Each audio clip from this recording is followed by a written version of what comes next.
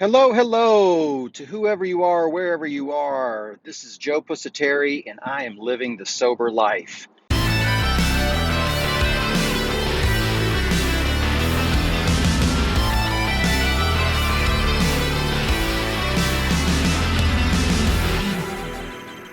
Hey, if you like what we're doing, I'm just going to ask four things and I'll ask them quickly. If you could like the video, comment underneath the video in the comments section, share the video if you so choose, and subscribe to the YouTube channel. We would greatly appreciate it. All right, done with that.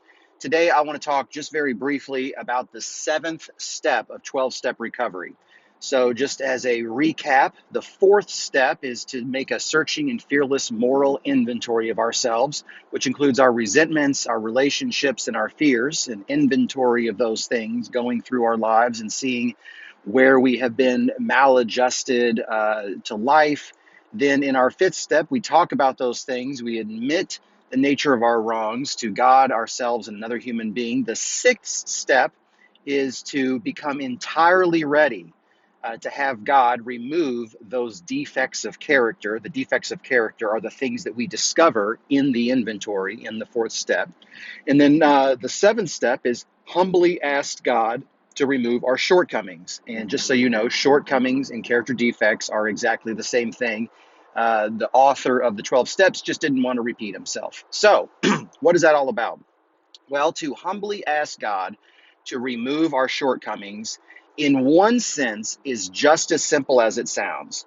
We go to God in prayer. Whatever the nature of our relationship is with our higher power, we go to God and we ask God to take those things away. And voila, that's it. On another level, it's way, way, way, way deeper. I don't want to say more complicated, but it's definitely deeper and more complex than that. So, what do I mean by that? Well, first of all, we don't just do it one time and say, okay, that's it, I've done my seventh step. The seventh step is something that we practice forever. You know, we're always trying to maintain our conscious contact with God as we understand God, which we'll find out later on in the 11th step. And always in that connection and communication are we asking God to make of us what God would have us be and have us do.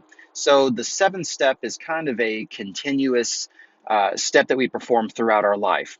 And what I really think would be helpful is for me to talk about one of the common obstacles I see in the seventh step. And I hope that this is meaningful to you. If it is, let us know. If it isn't, let us know. We would greatly appreciate that. So a lot of times when I go to 12-step meetings, and the topic is the seventh step or the sixth and seventh steps, since they're oftentimes paired together. What I hear people say is, I have asked God to take away certain character defects, but what I have found in my experience is that some character defects God just wants me to have because they don't seem to go away. And I've just had to come to accept that, I'm not God and God can use my character defects for good. And every time I hear that, I have a number of thoughts. The first thought is, that is not my experience. The second thought is, well, maybe it is true for them. And certainly God can use anything to do good things. That's evident because God is God, right? So God can take anything. God can take tragedy. God can take active alcoholism. God can take death. God can take anything that we experience and turn it into something life-giving and meaningful. That doesn't mean we want to go through all those things. In my experience, whenever I have a character defect that doesn't seem to go away, it is a product of one or two things. So, one of or both of two things. The first thing is that I've not properly identified it. Okay. So, when I go through the fourth step, if I've done the fourth step correctly, I've specifically identified very specific character defects. God, I have noticed this character defect that when I'm in these kinds of certain situations, I tend to be dishonest. So whenever it comes to, I'll just make it up, interactions with one of my parents or interactions with my spouse or interactions with my boss, I seem to be dishonest. And underneath that dishonesty is fear that I'm going to lose my security or I'm going to lose love or whatever.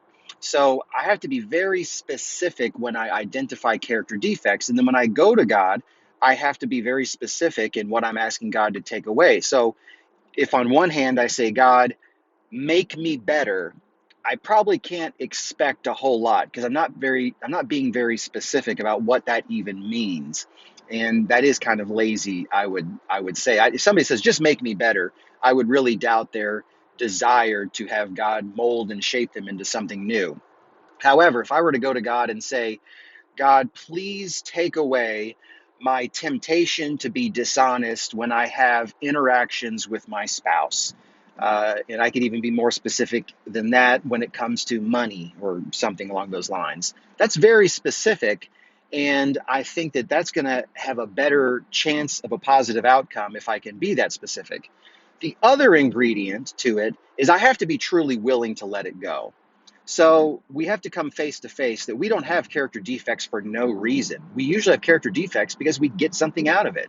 One common character defect is anger, for example. People find themselves always resentful and always full of anger and righteous indignation. Why? Well, because it makes us feel superior to other people. And why would we need to feel superior to other people? Because deep down, we think that they're worthless. We think that we are worthless. Now, we don't know all of that. All we know is we just keep getting angry and we can't seem to figure out why. But the reason is because, for some people, the reason is we feel out of control of our own lives. We feel really poorly about ourselves. We have very low self-esteem, self-worth, self-respect. When we get angry, we feel right. We feel that we're in, we're in the right. And so it feels good to express and exert our rightness to the world, to display that anger. And that just goes around and around and around. So the point is that there are character defects in our Constitution, which we have for a reason, even if we're not in touch with it, what that reason is initially. And it's the reason is because we get something out of it. So we have to be actually willing to let it go. And the way that we become willing to let it go is through humility, right? We have to become humble and recognize that God is God and we are not, and God is going to do a much better job with our lives than we are. And we have to trust that because we are made by the hands of our higher power, that we do in fact have inherent worth and value, even if we don't see it. I have found that doing a thorough fourth step is so important to the seventh step for this reason. Because number one, a thorough fourth step will help us be very specific in identifying character defects.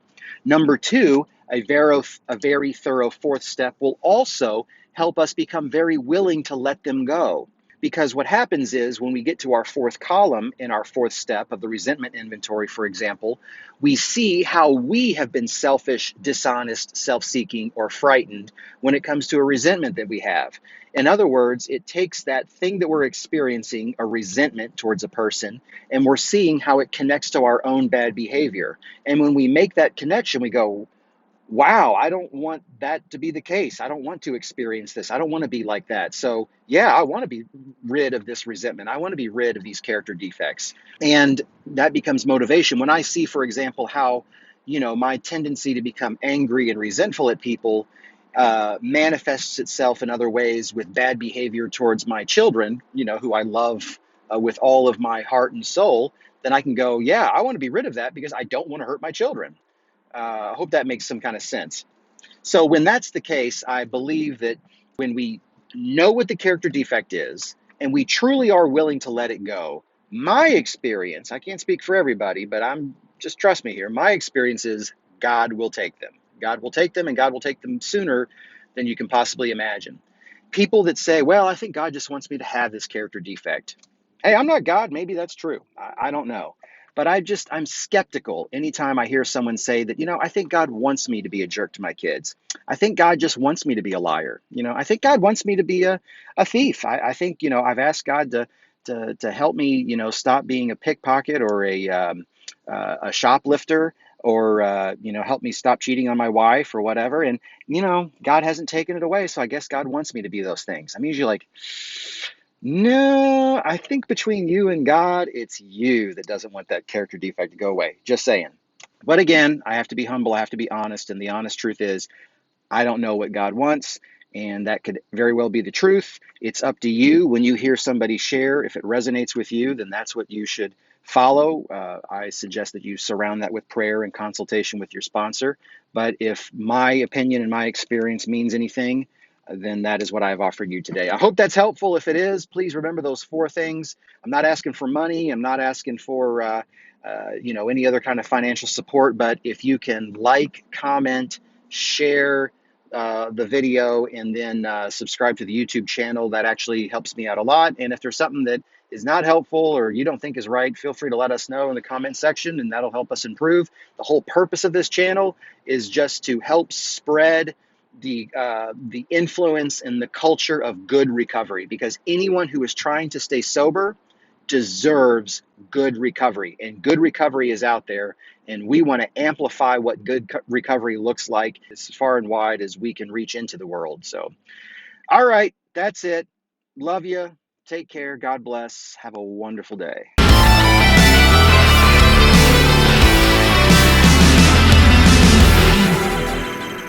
But I'm skeptical anytime I hear someone say that, I think God wants me to be a jerk to my kids. I'm usually like, no, I think between you and God, it's you that doesn't want that character defect to go away. Just saying.